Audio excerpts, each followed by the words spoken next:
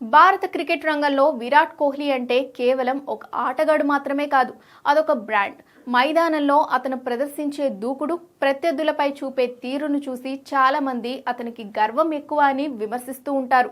తాజాగా team India veteran batter Kohli సుదీర్ఘకాలం సహచరుడిగా ఉన్న అజింక్య రహానే ఈ విమర్శలపై స్పందించారు. కోహ్లీ నిజ జీవితంలో ఎలా ఉంటాడు, అతని ప్రవర్తన వెనుక ఉన్న అసలు కారణం ఏంటి అనే విషయాలపై రహానే కొన్ని ఆసక్తికర వ్యాఖ్యలు చేశారు.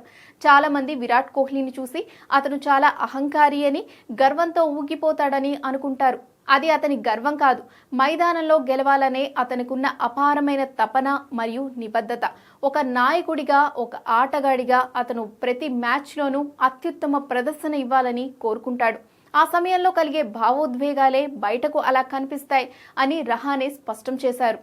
విరాట్ వ్యక్తిత్వం గురించి రహానే మరింత వివరిస్తూ, మైదానంలో దూకుడుగా ఉండే కోహ్లీకి, వ్యక్తిగత జీవితంలో ఉండే కోహ్లీకి చాలా వ్యత్యాసం ఉంది. బయట అతను చాలా సరదాగా ఉంటాడు, అందరితోనూ మర్యాదగా ప్రవర్తిస్తాడు. ముఖ్యంగా జట్టులోని యువ ఆటగాళ్లకు అతను ఇచ్చే ప్రోత్సాహం వెలకట్టలేనిది. అతను ఆటను ఎంత ప్రేమిస్తాడో తన సహచరులను కూడా అంతే గౌరవిస్తాడు. కొంతమంది కేవలం టీవీలో చూసి అతన్ని తప్పుగా అంచనా వేస్తున్నారు అని పేర్కొన్నారు. ప్రస్తుతం న్యూజిలాండ్తో జరుగుతున్న వన్డే సిరీస్లో కోహ్లీ అద్భుతమైన ఫామ్లో ఉన్నాడు. దీనిపై రహానే స్పందిస్తూ, విరాట్ కోహ్లీ ఫామ్ గురించి మాట్లాడడం అనవసరం. అతను ఒక మ్యాచ్ విన్నర్. విమర్శలు వచ్చిన ప్రతిసారి అతను మరింత బలంగా తిరిగి వస్తాడు.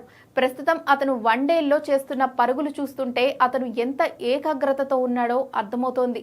అతని అంకిత భావమే అతని ప్రపంచంలోని అత్యుత్తమ బ్యాటర్లలో ఒకరిగా నిలబెట్టింది అని ప్రశంసించారు. అలాగే కోహ్లీలో ఇంకా చాలా క్రికెట్ మిగిలి ఉంది. అతని ఫిట్నెస్ చూస్తే మరో 5-6 ఏళ్లు సునాయాసంగా ఆడగలడు. కేవలం కొన్ని మ్యాచుల్లో విఫలమైనంత మాత్రాన ఒక దిగ్గజ ఆటగాణ్ణి పక్కన పెట్టాలని చూడడం సరికాదు. భారత జట్టుకు అతని అవసరం ఇంకా చాలా ఉంది.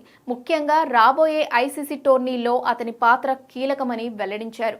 అయితే అజింక్య రహానే చేసిన ఈ వ్యాఖ్యలు ఇప్పుడు సోషల్ మీడియాలో వైరల్ అవుతున్నాయి.